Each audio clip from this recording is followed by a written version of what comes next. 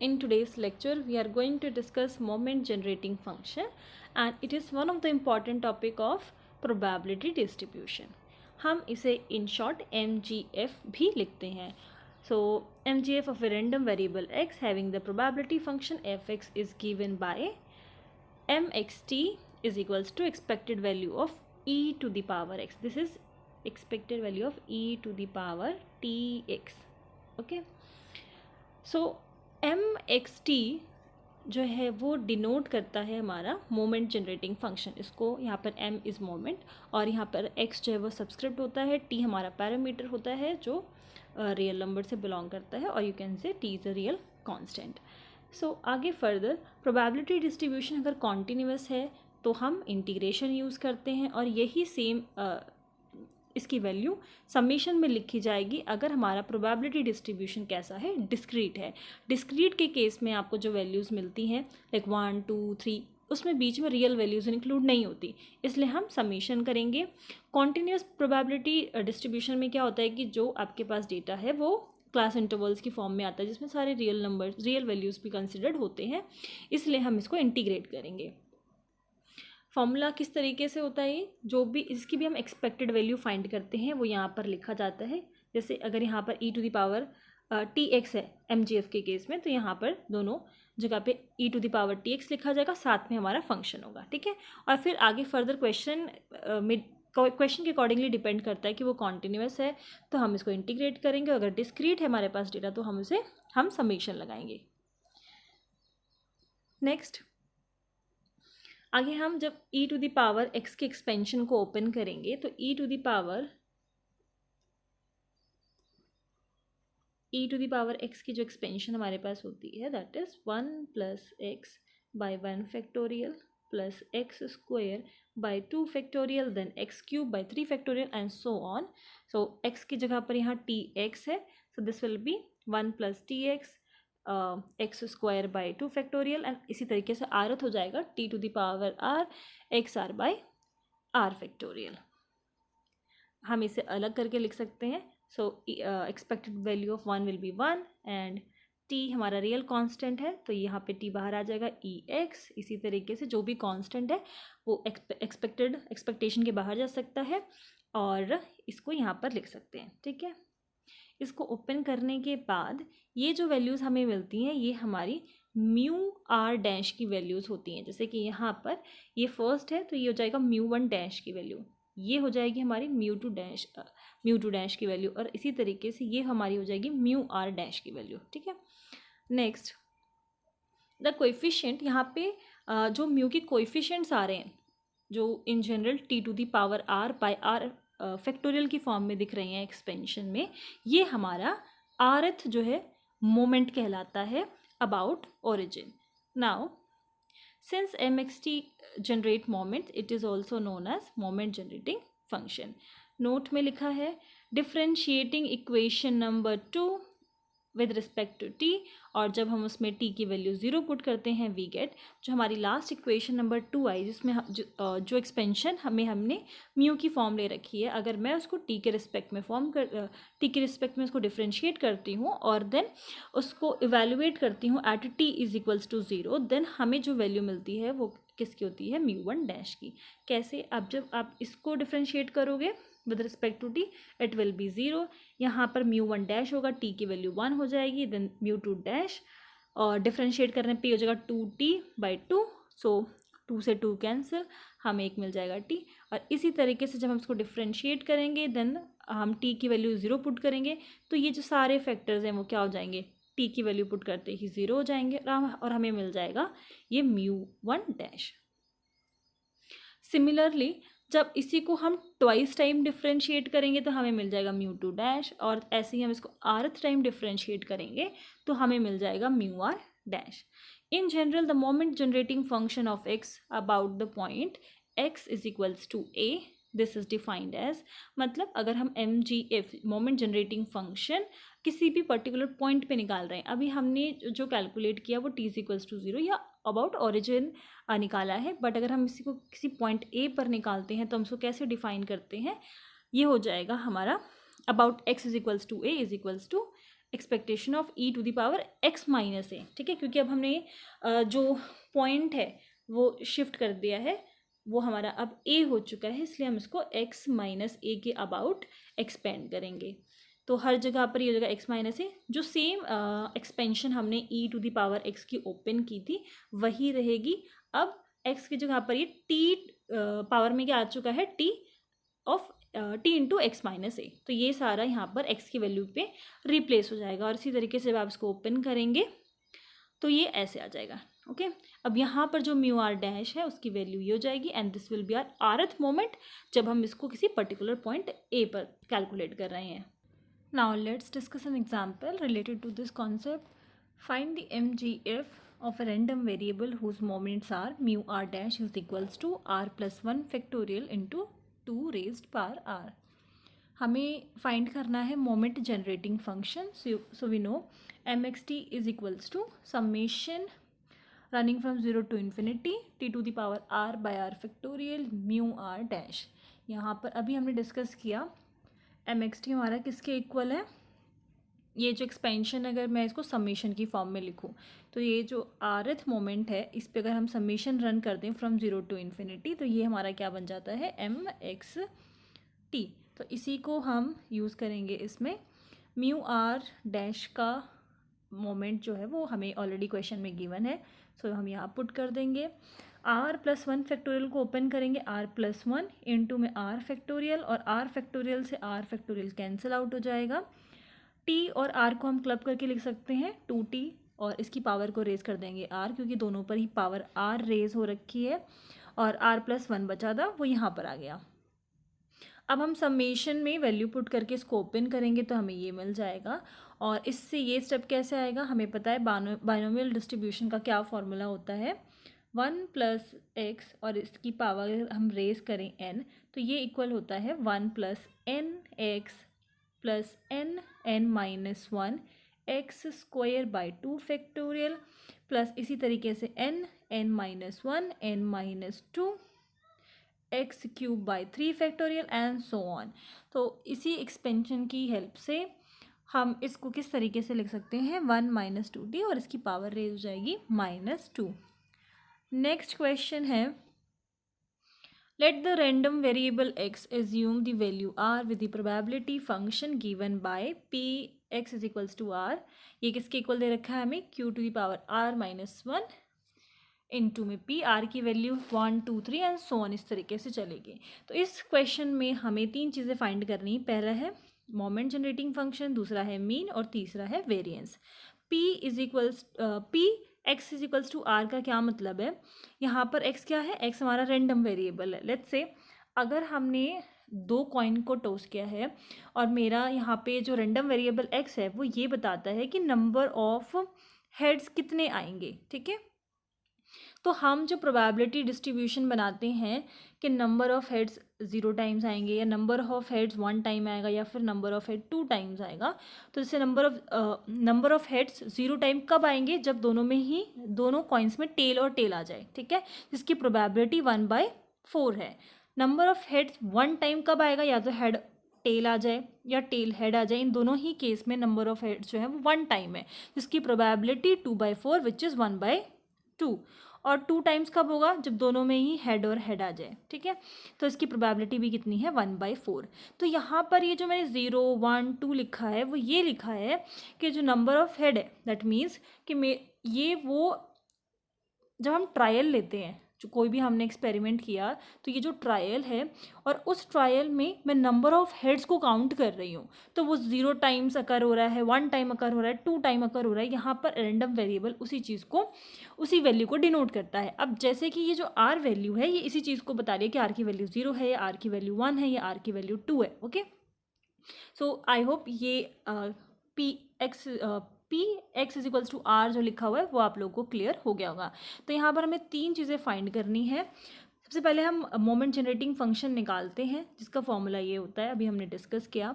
और अगर ये डिस्क्रीट है, क्योंकि आर की वैल्यू 1 2 3 एंड सो ऑन चल रही है, तो डिस्क्रीट के केस में हम समेशन यूज़ करते हैं और यहाँ पर आ जाएगा e to the power T R और फंक्शन की वैल्यू ठीक है। तो फंक्शन की यहाँ पर जो वैल्यू है वो हमें क्वेश्चन में दे रखी है, इसको हम पुट करेंगे। और यहाँ पर ई टी एक्स है, बट जो क्वेश्चन में फॉर्म चल रही है वो एक्स यहाँ पे आर है, इसलिए यहाँ पर e to the power T r put किया गया है। पी बाई क्यू को हम समेशन के बाहर लिख सकते हैं एंड समेशन में ये आ जाएगा, इसको क्लब करके लिख सकते हैं अगेन। क्यू की पावर, अब देखो यहाँ पर क्यू की पावर कितनी है, आर माइनस वन है, तो इसको हम कैसे लिख सकते हैं, Q to the power R by Q, ठीक है। जिसमें से ये जो क्यू है वो कॉमन बाहर निकाला हुआ है, तो आपको समेशन के अंदर क्या मिलेगा, Q to the power R मिलेगा, जो यहाँ पर लिखा हुआ है, ठीक है। और ई की पावर भी t to the power T r थी, इसीलिए e to the power T r यहाँ पर हो गया। नाउ नेक्स्ट, अब क्योंकि ये जो फॉर्म है इसको फिर से ध्यान से समझिए, अगर मैं पावर में +1 और -1 कर दूं, इस चीज़ को हम समझते हैं। अगर मैं इसी में आर में पावर में +1 कर दूं और यहाँ पर -1 कर दूं, तो इसको इस तरीके से लिख सकते हैं, क्यों ये हो जाएगा +1 किया और -1 किया, तो इसको हम कैसे लिख सकते हैं, Q E to the power T, one time लिख लिया, और Q E to the power T R minus one, ठीक है। ये जो वन टाइम था वो मैंने ये ले लिया और आर -1 मैंने यहाँ पर ले लिया, ठीक है। तो और इस वाली फॉर्म को मैंने समेशन के बाहर शिफ्ट कर दिया, ओके। तो पी बाय क्यू ऑलरेडी हमारा समेशन के बाहर था, और अभी हमने ये जो फॉर्म यहाँ से निकाली इसको भी हमने समेशन के बाहर कर दिया। अब समेशन में क्या बचेगा, आर -1 वाली फॉर्म जो मैंने स्प्लिट करके लिखी थी ना, तो अब ये वाली जो फॉर्म है वो समेशन के अंदर बचेगी। अब हम आर की वैल्यू को 1 to ∞ रन करेंगे, तो आर की वैल्यू पर 1 पुट करेंगे, देन 2 पुट करेंगे एंड सो ऑन। तो ये हमारे पास यहाँ पर एक्सपेंशन आ जाएगा, ओके। 0 से हम क्यों नहीं पुट करें, क्योंकि क्वेश्चन में ही हमें आर की वैल्यू 1 से स्टार्ट करना है। उसके बाद ये हमारी हो जाएगी जीपी सीरीज़, जिसमें रेशियो हमारा क्या आ रहा है, q E to the power t. Then sum क्या होता है जीपी सीरीज़ का, up to infinite s is equals to a by 1 minus r. तो यहाँ पर p into e to the power t will be as it is, a की value यहाँ पर 1 आ जाएगी, क्योंकि जो पहला टर्म है जीपी सीरीज़ का वो 1 है। सो आप इसमें 1 इंटू करोगे, अगेन आपको p E to the power t मिल जाएगा एंड 1 माइनस आर ये आ जाएगा, ओके। तो यहाँ पे इतना तो हमने कैलकुलेट कर दिया। mgf हमारा जो मोमेंट जनरेटिंग फंक्शन आया है वो आया है p E to the power T by 1 minus Q E to the power T. अब हम निकालेंगे मीन। मीन क्या होता है हमारा, μ1 जो होता है वो हमारा मीन होता है। अभी हम यहाँ पे डिस्कस कर रहे थे कि जब हम mxt को फर्स्ट टाइम डिफ्रेंशिएट करते हैं एंड देन डिफ्रेंशिएट करने के बाद उसकी वैल्यू t की वैल्यू हम इवेल्युएट करते हैं एट 0, तो हमें मिलता है μ1 जो होता है हमारा मीन। तो मीन निकालने के लिए हम निकालेंगे μ1 और उसके लिए हमें करना पड़ेगा इसको डिफ्रेंशिएट।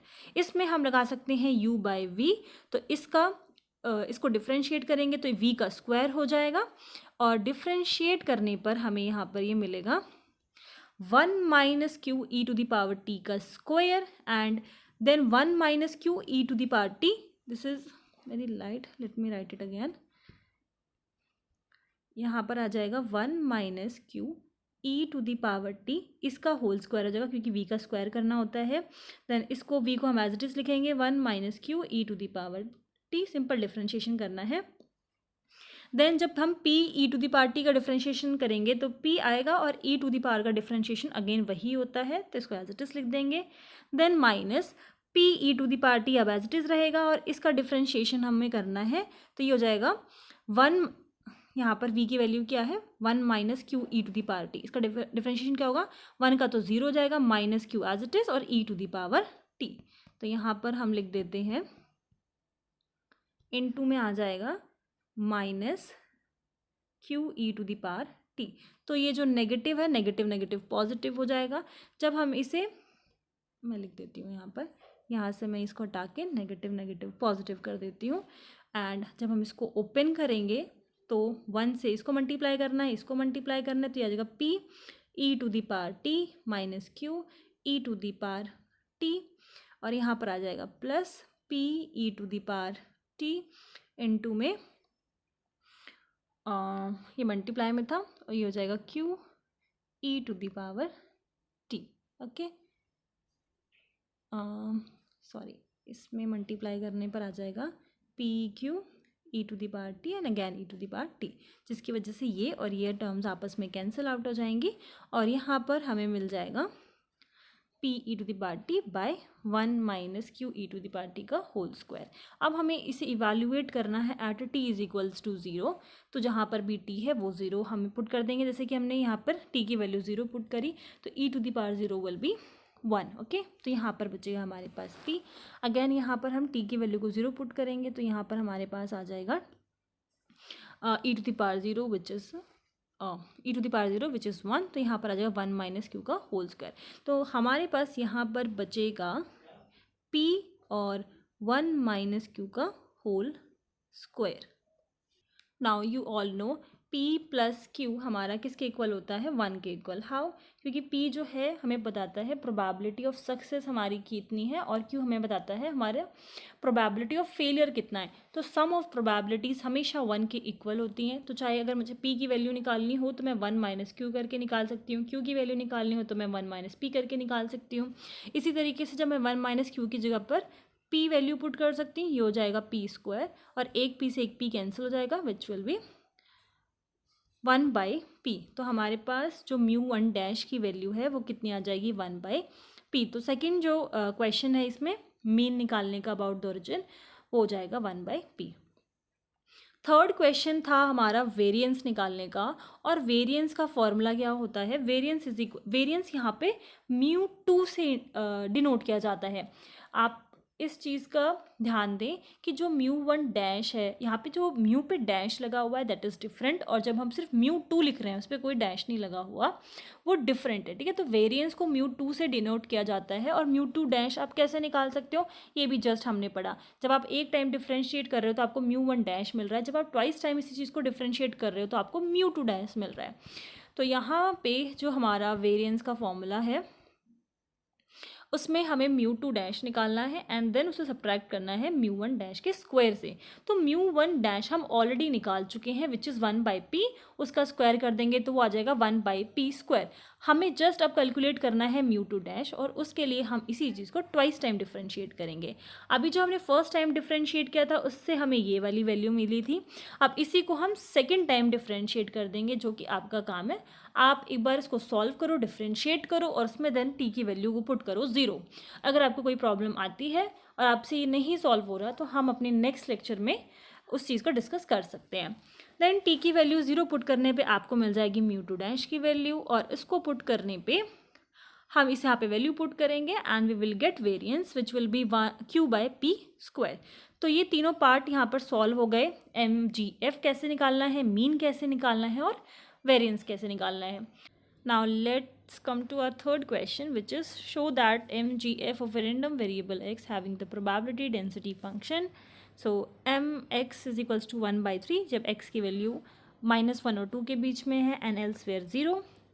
MGF हमें ये दे रखा है जिसको हमें शो करना है कि mx की वैल्यू ये आएगी when t is not equals to 0 and when t is equals to 0।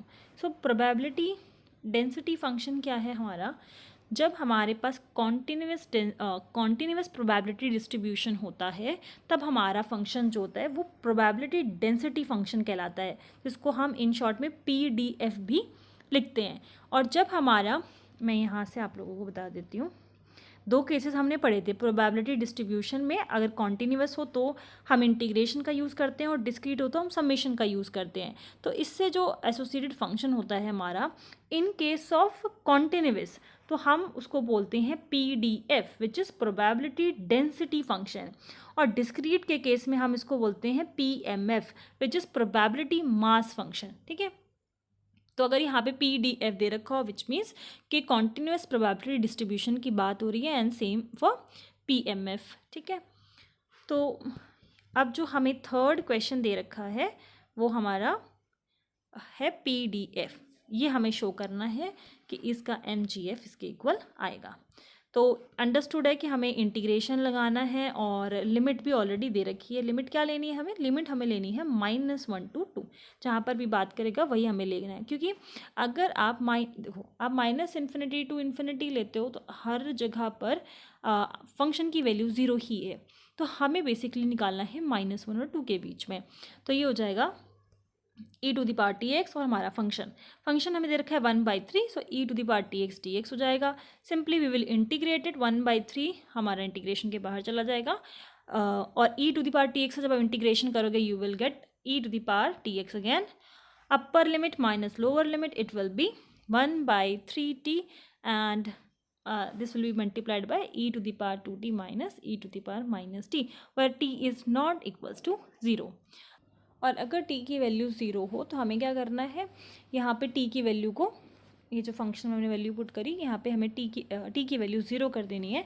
So e⁻0 will be 1, so हम we will be left with 1/3। इसका आगे फर्दर इंटीग्रेशन करेंगे तो हमें वैल्यू मिल जाएगी 1। ओके, सो ये ही हमारा mxt था। ये आ गया हमारा, अगर t की वैल्यू 0 के इक्वल नहीं है और अगर t की वैल्यू 0 होगी तो ये आ गया हमारा 1 के इक्वल। ये था हमारा थर्ड क्वेश्चन, और इनको साथ में फिर कंक्लूड कर दिया कि mxt मोमेंट जनरेटिंग फंक्शन हमारा ये आएगा। Our next question is find mgf of a random variable x having the probability density function। Again PDF है, हमें फाइंड करना है मीन वेरिएंस। सो इसको आप अपने एंड पे सॉल्व कर सकते हो और आंसर अपना मैच कर सकते हो। मीन और वेरिएंस किस तरीके से निकालना है ये हम अपने लास्ट एग्जाम्पल में देख चुके हैं। अब क्योंकि PDF है, डेंसिटी फंक्शन है, मतलब कॉन्टीन्यूअस डेंसिटी प्रोबेबिलिटी डिस्ट्रीब्यूशन की बात हो रही है, तो इंटीग्रेशन आ जाएगा। एंड यहाँ पर क्योंकि अलग अलग x की वैल्यूज़ के लिए यहाँ पर 3 फंक्शन डिफाइन हो रखे हैं, तो हमें क्या करना पड़ेगा, लिमिट को ब्रेक करना पड़ेगा। पहली लिमिट हमारी वर्क करेगी from 0 to 1, then second will be from 1 to 2, and बाकी रेस्ट के लिए जो हमारी वैल्यू हो जाएगी 0। तो हम इसमें वैल्यू को पुट कर सकते हैं और हम इसको सिंपली इंटीग्रेट करेंगे। तो यहाँ पे सेकेंड इंटीग्रेशन हमें मिलेगा, उसमें हम आइलेट यूज़ करेंगे, क्योंकि यहाँ पर 2 फंक्शन हमें मिल रहे हैं t के।